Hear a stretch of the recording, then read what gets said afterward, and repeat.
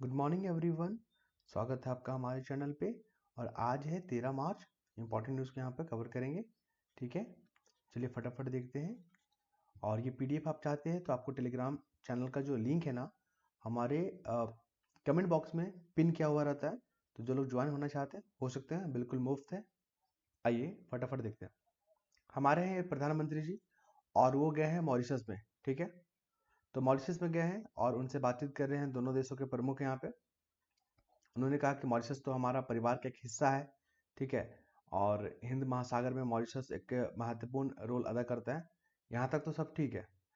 तो यहाँ पे जो बात किया गया ना, ग्लोबल साउथ को लेकर किया गया है। ये देखिए, वैश्विक दक्षिण, इसको लेकर। साथ ही आपको बता दें, एक महासागर कॉन्सेप्ट है और एक सागर कॉन्सेप्ट है, याद रखिएगा। वैश्विक दक्षिण को आपको बता दें, जो आर्थिक रूप से कमजोर देश है उसका एक समूह है, जिसमें आपका एशिया का देश आता है, अफ्रीका का देश आता है, लैटिन अमेरिका का देश आता है। ठीक है, याद रखिएगा, डेफिनेशन पूछेगा तो आप लोग क्वेश्चन को बनाने में सक्षम रहिएगा, है ना। फिर बताते हैं महासागर क्या है। देखिए यहाँ पर महासागर देख रहे हैं ना, तो महासागर क्या है? एक भारत का दृष्टिकोण है जो हिंद महासागर में जो देश हैं उनकी प्रोस्पेरिटी के लिए, उनके सतत विकास के लिए, उनके सहयोग के लिए एक जो है ना होलिस्टिकल अप्रोच को लेकर भारत जो है ना आगे बढ़ रहा है। क्वेश्चन अगर पूछेगा कि भारत सरकार ने अभी हाल ही में कौन कौन से कदम उठाए हैं ग्लोबल साउथ के डेवलप के लिए, तो आप यहाँ पे सागर और महासागर के बारे में बातचीत करेंगे। ओके, चलिए इसके बताइए। यहाँ पे अभी जो है ना विश्व भर का जो यूनिवर्सिटी है विश्व भर में, तो उसको लेकर एक अभी रैंकिंग जारी किया गया है। क्यूएस जो है ना रैंकिंग होता है। ठीक है, तो इसमें भारत के टॉप 50 में सिर्फ 9 विश्वविद्यालय हैं। आपको बता दें धनबाद का जो जो आपके धनबाद कहाँ पे है? झारखंड में है ना। तो आईएसएम धनबाद को यहाँ पे टॉप में रखा गया है, मतलब भारतीय यूनिवर्सिटी की अगर बात करें हम लोग। ठीक है, और टॉप 50 में मात्र 9 ही रहा है। आप देखोगे तो आईआईटी जो बॉम्बे है और आईआईटी खड़गपुर, जो इंजीनियरिंग कॉलेज है ना, उनकी रैंकिंग में भी गिरावट आया है। तो आप यहाँ पे जब इस चीज को कहाँ पे यूज करेंगे, डाटा को, इस डाटा को तो एक तो पीटी में पूछ लेगा तो वहां पे यूज करेंगे आप। ठीक है, साथ ही आपको बता दें, जब आपको लिखना है कि भारत में जो पॉपुलेशन जो है ना, डेमोग्राफिक जो डिविडेंड होता है, उसमें भारत के पास आबादी तो है, पॉपुलेशन तो है, लेकिन उसके पास स्किल नहीं है। यहाँ का जो एजुकेशन है वो गुणवत्तापूर्ण नहीं है, जो कि अंतर्राष्ट्रीय स्तर पर जो प्रतिस्पर्धा है उसका सामना कर पाए। तो यहाँ पे आप क्यूएस जो है रैंकिंग के बारे में बता सकते हैं। ठीक है, चलिए नेक्स्ट मूव करते हैं। यहाँ पे देखिए, अभी ये दिल्ली का केस है। आपने देखा होगा कि जैसे राज्य में है अपना जो है आपदा के जो आपदा अथॉरिटी होता है स्टेट में, उसका हेड कौन होता है? सीएम होता है। लेकिन दिल्ली के मामला में वहाँ के हेड कौन है? डीडीए जो होता है ना, दिल्ली डिजास्टर मैनेजमेंट अथॉरिटी, उसके प्रमुख कौन होंगे? गवर्नर होंगे। इस फैक्ट को आप याद रखिएगा। तो आपको बता दें जैसे कि डीडीएमए में के सामने क्या चैलेंजेस है। तो यहाँ पे बुनियादी ढांचा जो होता है ना, जो बेसिक स्ट्रक्चर होते हैं, जो आधारभूत संरचनाएं होनी चाहिए, उनका अभाव है। जनशक्ति और तकनीक से भी वहाँ पर जो है काफी अभाव देखने को मिलता है। इस कारण से जो है आप ये अपनी पूरी क्षमता के साथ काम नहीं कर पाता है। तो चैलेंजेस वगैरह ध्यान रखिएगा, आपको जो है यूज करेगा। उसके बाद आपको बता दें, यहाँ पे जो क्लाइमेट चेंज के कारण आपने देखा है कि जो बाढ़ की जो तीव्रता है वो बढ़ गया है। सूखा भी आपने देखा होगा कई क्षेत्रों में बढ़ गया है। ठीक है, भूकंप जैसे भी घटनाएं देखने को मिलता है। तो ये तमाम फैक्ट को आप ध्यान रखेंगे। ओके, नेक्स्ट मूव करें। यहाँ पे तो हम लोग देखेंगे, यहाँ पे जो है ना प्रवास को लेकर बात किया गया। इस आर्टिकल अगर आप देखोगे ना, तो जो देखिए यहाँ पे आप जो तीन शब्द देख रहे हैं ना, एक होता है विस्थापित, एक होता है शरणार्थी, और एक होता है अप्रवासी। तीनों का पहले मतलब समझ लीजिए, तीनों में बेसिक डिफरेंस है। विस्थापित क्या होता है? मान लीजिए कि जैसे कि हम बिहार में हैं। ठीक है, और विस्थापित का मतलब क्या कि, और यहाँ पे मान लीजिए डैम, जहाँ पे हम रह रहे हैं वहाँ पे डैम बन रहा है। ठीक, तो यहाँ पे सरकार ने बोला कि आप इस जमीन को खाली कर दें, आपको जो भी मुआवजा वगैरह है सब मिलेगा। तो हमने क्या किया, खाली कर दिया। इस जगह को छोड़ के जो है ना, हम लोग जो कहाँ पे चले गए, झारखंड में चले गए। ठीक है, पड़ोसी जो राज्य है अपने चले गए वहां पे। तो इस कंडीशन को बोलेंगे हम लोग विस्थापन। क्या बोलेंगे इसको? विस्थापन। हम एक ही देश में है लेकिन एक जगह से दूसरी जगह ट्रेवल की, ये हो गया विस्थापन। अब शरणार्थी का मतलब देख लीजिए। एक देश में मान लीजिए अभी यूक्रेन में जो हमला हुआ है, नहीं, फिलिस्तीन और इजराइल के बीच में जो हमला हुआ, लड़ाई चल रहा था। ठीक है, तो वहां पर जो फिलिस्तीन से जो भाग के जो वहां के जो नागरिक थे, वो लोग दूसरे देशों में जाके वहां बसे, उसको बोलेंगे शरणार्थी, जो कि जातीय हिंसा, युद्ध के कारण देखने को मिला। ठीक है, और एक होता है अप्रवासी। अप्रवासी में क्या होता है? जो अपनी इच्छा के अनुसार बेहतर लाइफ के लिए, बेहतर एजुकेशन के लिए, अपने जीवन स्तर को सुधारने के लिए जाता है, उसको बोलते हैं क्या? अप्रवासी। ठीक है, तो यहाँ पर आप देखोगे कि अप्रवासी का जो योगदान है ना विकासशील देशों में काफी महत्वपूर्ण हो जाता है, क्योंकि आर्थिक प्रगति के लिए और मानव विकास के लिए। आप कई देशों में देखोगे, जैसे हम अपना भारत का एग्जाम्पल ले लीजिए, जो रेमिटेंस आता है 111 बिलियन अमेरिकी डॉलर आता है हर साल, ठीक है, रेमिटेंस आता है, याद रखेंगे आप। और सबसे ज्यादा प्राप्त करने वाला कौन है? भारतीय। रेमिटेंस करने का मतलब जो भारतीय नागरिक दूसरे देशों में जाके काम करते हैं और वहां से पैसा अपने परिवारों को भेजते हैं, तो उसी को रेमिटेंस बोलते हैं। इस चीज को आप ध्यान रखिएगा, ठीक है। चलिए नेक्स्ट मूव करें यहाँ पे। तो अभी जो है ना जो अवैध आप्रवास है ना, उसको लेकर कई देश जो है ना सख्ती से निपट रहा है, जैसे अमेरिका, कनाडा हो गया, भारत भी। भारत में भी इलीगल तरीके से बहुत लोग आप्रवासी रह रहे हैं।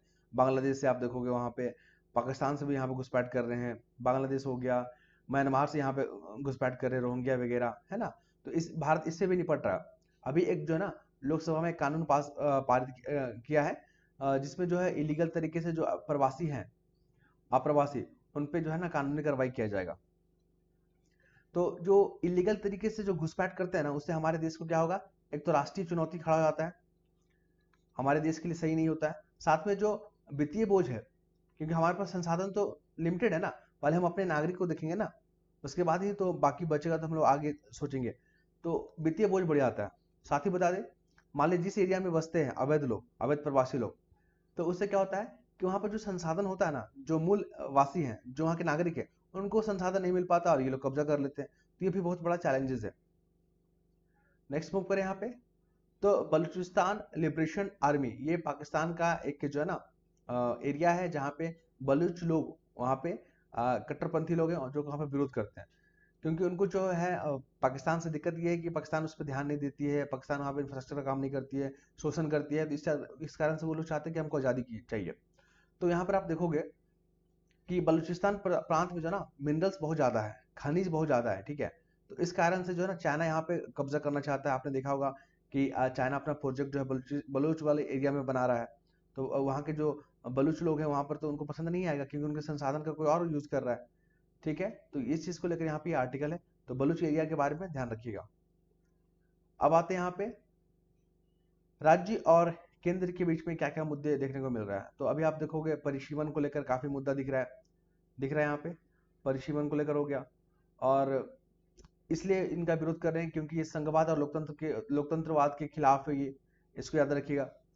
और आपको ये बता दें, तो इनका कहना है कि हम लोग जो है जनसंख्या, जो पॉपुलेशन है, उसको कंट्रोल करने के लिए बेहतर प्रयास किए। तो आप हमें सजा दीजिएगा, क्योंकि आप जो लोकसभा में जो सीट का आवंटन होगा वो पॉपुलेशन के आधार पर कर रहे हैं। पॉपुलेशन हमारे यहाँ कम गया तो हमारा रिप्रेजेंटेशन भी कम गया, इस कारण से उनको नाराजगी है। तो इसका सॉल्यूशन यही है कि दोनों को बातचीत करके और यहाँ पे मसलों को यहाँ पे सुलझाना होगा। नेक्स्ट मूव पर यहाँ पे देखिए, पेपर लीक का मामला बहुत गर्म हो गया है। आपको बताना, राज्य में भी आपने देखा होगा, बिहार का जो टीचर भर्ती है, यूपी का आपने देखा होगा, पुलिस भर्ती आपने देखा, यहाँ तक नीट मेडिकल का जो एग्जामिनेशन होता है उसमें भी धांधली यहाँ पर देखने को मिला, ठीक है। तो यहाँ पे पेपर फोड़ या पर्चा फोड़ जो है ना बहुत बड़ा मसला बन गया है देश में। तो यहाँ से क्वेश्चन पूछे जाने की संभावना है। सरकार ने इससे निपटने के लिए दो चीज याद रखिएगा। एक तो सार्वजनिक परीक्षा, जो अनुचित साधनों का रोकथाम अधिनियम, ये एक प्रयास किया है। दूसरा क्या है, जो राधा कृष्ण समिति है उसकी सिफारिशों को लागू कर रही है, ताकि एक बेहतर माहौल बना सके, एक स्वच्छ माहौल में एग्जाम को कंडक्ट कराया जा सके, ठीक है। चलिए नेक्स्ट मूव पर यहाँ पे। तो बिटकॉइन को लेकर यहाँ पे मसला दिया गया है। बिटकॉइन क्या है? बिटकॉइन याद रखिएगा, ट्रॉन याद रखिएगा, स्टेबल कॉइन याद रखिएगा। बोलेगा कि खबरों में रहा बिटकॉइन, ट्रॉन या स्टेबल कॉइन क्या है, तो एक डिजिटल क्या है, एसेट है ये। बिटकॉइन डिजिटल करेंसी नहीं है, डिजिटल क्या है, एसेट है, डीडीए, माफ कीजिएगा, बीडीए मतलब बिटकॉइन डिजिटल एसेट, ठीक है। तो बीडीए है, बिटकॉइन ट्रॉन स्केल। तो इसका यूज पता है क्या कर रहे हैं लोग? आतंकवादी वित्त पोषण में कर रहे हैं, अलगाववादी गतिविधियों में कर रहे हैं, साइबर अपराध में कर रहे हैं, मादक पदार्थों का तस्करी को लेकर कर रहे हैं, सट्टेबाजी में कर रहे हैं। तो ये हमारी इकोनॉमी को क्या करेगा, खोखला कर देगा। इसलिए बिटकॉइन को लेकर जो है ना सरकार अभी जो है ना इसको अवैध मान रही है। हालांकि 2022 में आप देखोगे ना, तो क्रिप्टो करेंसी के जो लेन देन पे 30% का जो है ना टैक्स लिया है, ठीक है। तो इस चीज को भी ध्यान रखिएगा। सरकार अभी पूरी तरह से इसको खुला नहीं छोड़ी है, कंट्रोल रखी है इसको। लेकिन जो हमारी अर्थव्यवस्था है, जैसे आतंकवाद को लेकर, अलगाववाद को लेकर, साइबर अपराध को लेकर, मादक पदार्थ तस्करी और सट्टेबाजी में इसका यूज देखा जा रहा है।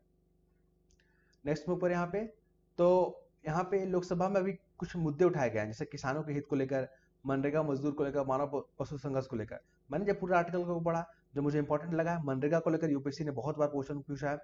मनरेगा न्यूज में अभी क्यों आ रहा है? क्योंकि यहाँ पे जो पेमेंट है लाभार्थी को, उसमें देरी की जा रही है, इस कारण से मनरेगा न्यूज में आ गया है। तो मनरेगा जो है ना, ग्रामीण विकास के लिए, रोजगार मुहैया कराने के लिए, गरीबी से निपटने के लिए सरकार का एक महत्वाकांक्षी योजना है। मनरेगा जो है ना, ग्रामीण विकास मंत्रालय के तहत आता है, याद रखिएगा, किस मिनिस्ट्री के अंतर्गत, तो उसके तहत आता है। तो ये तमाम फैक्ट को हमने जो है डिस्कस किया, और ये पीडीएफ चाहते हैं तो टेलीग्राम मिल जाएगा, और बाकी आपको पसंद आता है तो वो आप पे है, आप लाइक करोगे कि नहीं करोगे, वो मैं अपील नहीं करूंगा। ठीक है, धन्यवाद।